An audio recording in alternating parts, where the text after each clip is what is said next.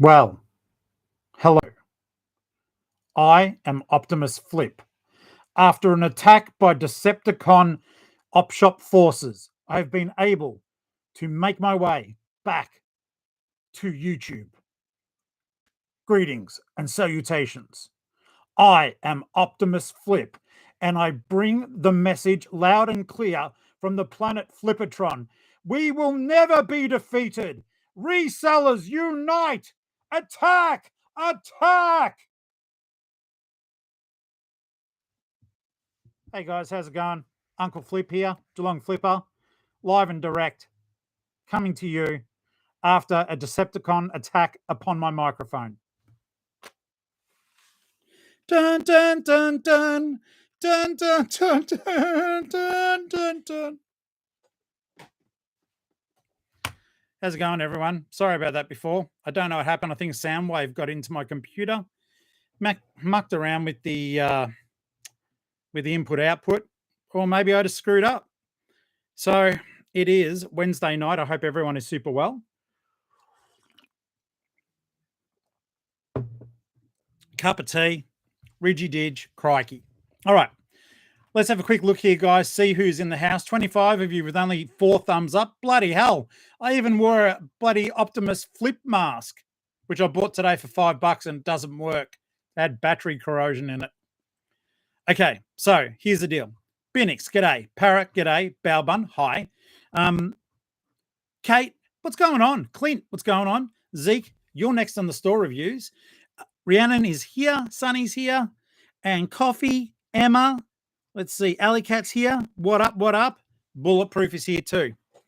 All right, guys. Come on. Come on. Thumbs up for the goose. All right. By the way, you guys know I am very painfully honest. I was nearly in tears after that microphone thing didn't work.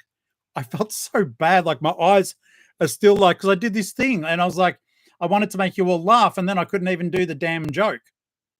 So I do apologize. I guess it is just a human thing, isn't it? You screw up and sometimes you end up screwing up in front of a lot of people. I hope everyone is well regardless.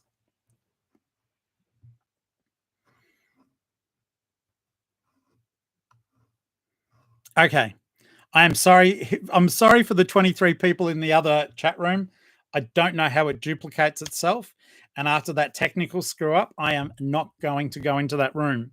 So, Thrifted, if you did that for me, thank you so very much. I do appreciate it. Okay, Clint, thank you. Thank you, everyone. Thank you. Oh, goodness me. And thank you to Ali, who made sure that her phone was up, that she could hear the audio. I do appreciate it. She my baby. She pretty. Okay. Guys, first off, what we're going to be doing, thanks, Bullet. First off today, what I would like to do, the topic isn't a clickbaity one. I did want to cover a few scams and other bits and pieces that have been taking place. And I want to learn from you guys too. I think at the moment, they're getting cleverer and cleverer. And we're trying to be as clever, but sometimes it feels like eBay isn't helping, if that makes sense. So I'm going to give you guys an example, then I'm going to throw it open to the floor because I think that we can have a fun and educational conversation about this as long as you don't mind. Even if you do, I'll still talk about it, but it won't be as fun. So the thing that got me thinking about this was I've been seeing that a few people have unfortunately been taken advantage of. One of the stories that I'm going to recount, well, what got me thinking of this was that channel member Flutterby had someone pull a dodgy where she sold them a brand new speaker in a sealed packet, brand new, and the customer had already said, oh, I hope there's no knocks or, I'm paraphrasing, but I hope there's no marks or knocks in the sides of it or anything like that. And she said, well, no, it's brand new. He buys it. She sends it off. He takes it out of the packaging, the brand new one, and then puts his own, which is the same color, in front of her packaging, photographs it, and says that she sold him a Dodge. Made me furious. How do we, because when you sold things brand new in a box, sometimes the actual cardboard or whatever covers a corner or whatever. So you're not completely protected. And I just wondered if you guys had any thoughts or suggestions or knowledge of stuff that has happened to you where you've been able to somehow undo the damage that an eBay scammer has tried to put one over on you for. So I'm going to quickly check the chat. I don't have the answers. This is a conversation. I will tell you guys if you're new, please like and subscribe and help us grow. We're a community of resellers and our customers and just people interested in thrifting. There's also a Facebook group, Geelong-Flipper family. Go and join the fun there. We do try to help each other. It's about building each other up, not tearing each other down. So if you're of that like mind and you've got a Facebook account, come and join the family. It's a lot of fun. Otherwise, share your comments down below after the video or during the live chat, which I think is being recorded. Okay, so let's have a look here. Okay, let's see what we're doing here. We're all here. People's here. Okay, so people are saying, yeah, Flutter good. I'm glad you're actually in the chat. Did I summarize it okay? If not, I think I got the main gist, but it did make me think and it did make me feel bad for you. And then, you know, you've got other people, like it's happening every damn day, whether it's from the time waste through to the grab to have stuff stolen. So it's not good enough. I don't know what we can do about this, but I do think at the same time, guys, it really made me think. I'm having a cup of tea. And I've got peanut butter Whittaker chocolate. And oh wait, you'll see this on the next video because overshare. I bought these. For those of you who don't know, I like trying weird flavors, even if it's for the first time. These were in the middle aisle in the in Aldi in the crack dealing aisle. Where little Jimmy's when he's doing the night fill, he has a snort and puts out weird stuff. So I thought I'd try one of these. The bag is open. I went halves with Ali. I haven't had any yet, so I thought I'd give that a bit of a crack on camera, just to see if we can give it like the flipper thumbs up. So una memento. Let's do ASMR. You don't have to look at my mouth, but chewing noises. Are you ready? Ready? Hi, everyone. I hope that you're doing super well and that tonight the ocean waves crash over your face and send you into a beautiful deep sleep where you dream of making money and you think of new ways of doing it. And then in the morning, it all comes true.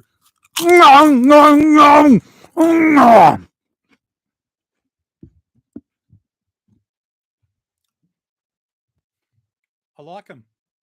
Did you like it? They're good. Okay. So I got Worcestershire. They were cheese and pickle, Brizzy. And welcome to the channel membership. Manna rained down from the heavens. Children wailed and parents laughed. Sound like Cookie Monster. Yeah, it did too, didn't it? Okay, so getting back on topic though, this is really, really difficult. Like the whole scamming thing. It is for people who are new. I sent a $700 Lego set over to America during the last Canadian postal strike, which, by the way, I don't even know if the new one is over yet. Is it? I haven't checked for ages. But during the previous one, previously on Canadian postal strike, bung, bung, there was a package I sent over, $700 worth of Lego. All the mail was being delayed because, the Canadian Post was all there as well. And the buyer did not receive. And it was over there. The tracking was all there. And I kept saying to them, please don't do it. And they did. They put in a item not received. And then when I was like, it's on its way. That's $700. Like I literally just said, hey, can you please let it wait? Because that's a lot of money. And they're like, your financial circumstances are not my problem. Well, you're making them my problem. You're becoming a problem. The long story short was I had to do so much research about how their stupid postal system worked. And a few of you guys jumped in and gave some really good advice. In particular, I think during that time, Octo was helpful with how some of the systems worked. It was a while back now, guys. So forgive me if I can't remember exactly. But it is one of those things. Eventually it was delivered and I did get my money back. But here's the scary thing. I did check with the USPS, and once the item hits past customs, you can't recall the package. I didn't know that, and I'm sure that many of you guys didn't either. And then it was like there was some sort of weird thing that because it was in limbo, I wasn't going to be covered for certain other bits and pieces. And then the oddest thing happened when it was finally delivered, and I contacted eBay to say, "Hey, give me my money." They told me to contact the customer and ask them to PayPal me the money directly.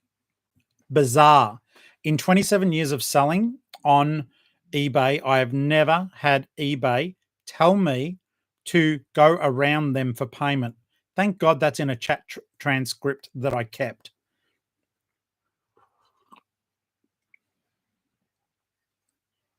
Okay. Okay, so let's have a look here. Okay, so Flutter is saying about the whole the end of it. Yeah, mate, about it being fine. Yeah, of course. I know no one in the group thinks that you would have been at fault there. What amazes me is that someone who takes so much effort with their photos could even have someone try to pull that sort of scam. And then you've got like the, item not as described, or I never got it, or it went to another house, but it shows delivered. And then sometimes eBay will say, well, the customer says it wasn't dropped off at their house, and you still get a hit. There has to be better seller protections, I believe. I don't think that we do get enough looking after. CJ, how you doing, mate?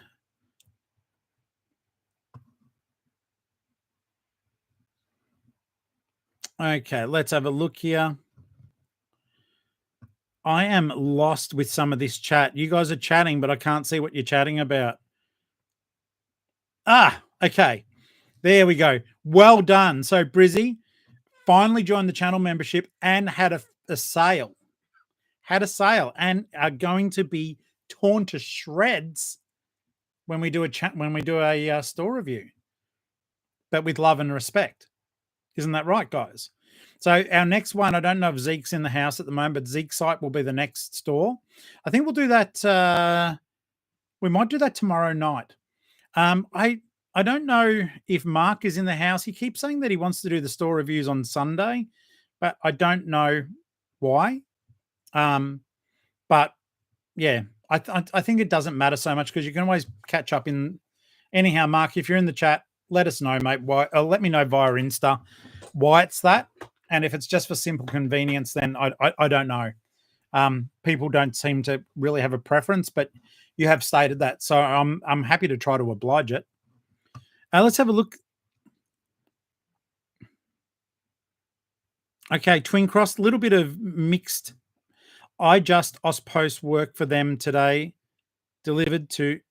I'm sorry, mate. All right, Zeke, cool. You're next on the store review, so get ready for that one. At the moment, unless I have anything different, I do want you to be aware that we'll be reviewing your eBay store tomorrow. All right? Okay. So let's Twin Cross. Let me read this. I don't know. It sounds like I'm making fun of it, but I'm not. Delivered to wrong house, did some Google Maps and block away, and the owner returned.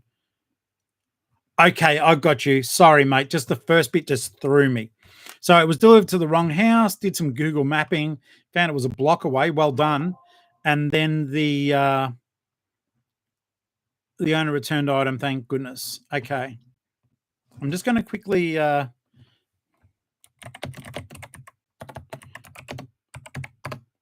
don't know if Octo's back on. And let's have a quick look here. There we are. Farm Girl. You'll have to watch the replay afterwards. Don't worry too much, mate. That's my fault. I bug it up.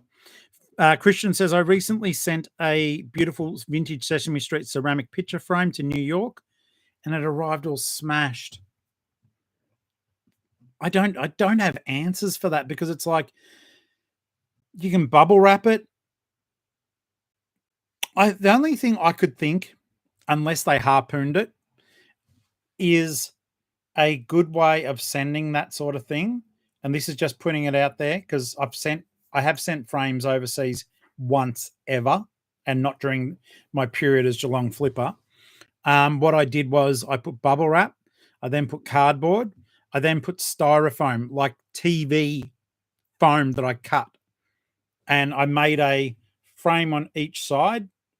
So basically, excuse me, it was able to make it there. So yeah, it is just one of those things. All right, good. Welcome back, Octo, and thanks for reaching out, mate. Yeah, you're right. It's hard to diagnose it. Like, I was sort of lucky that Ali was the first in the room on the redo, and she turned up the volume on her phone so she could that I could hear. I had audio. I didn't do anything different. It must have just been one of those glitches. Double boxing may help, Balbun said. Claim on postal insurance. I hear that. Christian, did you have any resolution? I mean, to be honest, with stuff like that, you guys know what I'm like about that sort of thing. Even if Forrest did get the money side of it back, it's that little bit of history that's gone, you know? I think sometimes the stuff we find is so damn precious, and it's this little, and I think that I think sometimes that's overlooked. Yeah, it's sometimes overlooked. Just some of the precious stuff we do find, like, I shake the apple, right? But for those of you who aren't aware, like, if anyone does a super thanks or anyone joins the channel membership during a live stream, I shake the apple. But if I really look at what this beautiful little toy is, it's made by Fisher Price, and it was made in 1972. It's as old as I am. And I won't sell this, not because I shake it on here. It's just something precious and special about it. And I do think, like, Christian would also be feeling terrible about the fact this beautiful old thing smashed to pieces. And also the buyer's dismay. Now, let's quickly just pedal on back. Did anyone? I just wanted to give the floor, everyone on the floor, opening for this. Regarding scams. If you've been affected by a scam, welcome to the channel, guys. By the way, I can see there's people there. Harley, thank you, mate. If you can see there's people there, then oh God, I'm losing my thought. If you can see there's things that you want to address, please write them down, is what I'm trying to say in a very bad manner. All right, Harley, this is for you. 52-year apple chiming for you. It's all right, mate. I don't think less of you.